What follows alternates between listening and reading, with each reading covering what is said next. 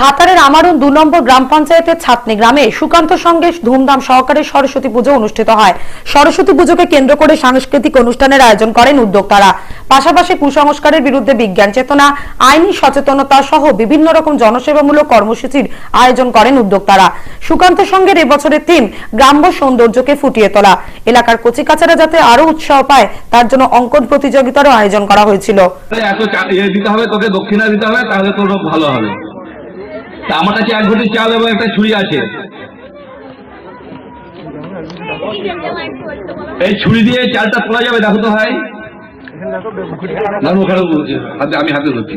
না না, চাল নয়, পুরো ঘটিটা উঠবে। দেখো বলে দেখো, উঠবে? উঠবে না। কি মনে হয় উঠবে? আপনাদের কি মনে হয় ঘটি শুদ্ধ চাল ছুরি দিয়ে উঠবে? উঠবে না। কিন্তু ওজাগুনের এটা করে রাখান, ওজাগুনের মন্ত্র বললে ওটা করে দেখান। আমি একটু মন্ত্র করছি, পিছনে গিয়ে আপনারা দেখবেন এটা উঠে যাচ্ছে। সুকান্ত সঙ্গে 25 বছরের সাফল্যকে সঙ্গী করেই কিন্তু ধর্মীয় আচারকে আমরা উপলক্ষ করে লক্ষ্য আমাদের কুসংস্কার মুক্ত একটা সামাজিক কবির ভাষায়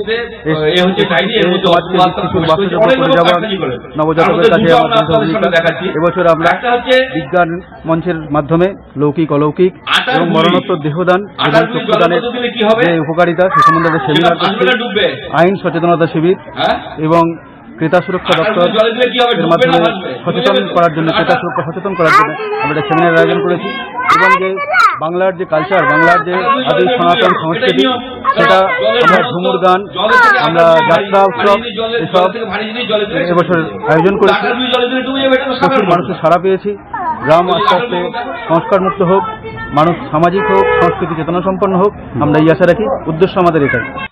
সুকান্ত সঙ্গে থিম তো পরিবেশ, শহর এবং গ্রামের যে পরিবেশ, সেই পরিবেশ নিয়ে এখানে ধরা হয়েছে।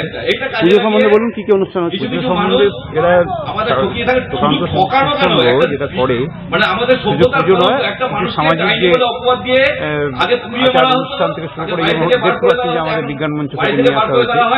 কালচার প্রোগ্রাম যেমন করে, নৃত্যানুষ্ঠান হয়েছে, যাত্রা হবে, এর সঙ্গে সঙ্গে সামাজিক যে সচেতনতা, সেই সমস্ত কাজগুলো ধারাবাহিকভাবে তারা করে এবং সেই একটা অঙ্গ হচ্ছে আজকে এই প্রোগ্রামগুলো হচ্ছে।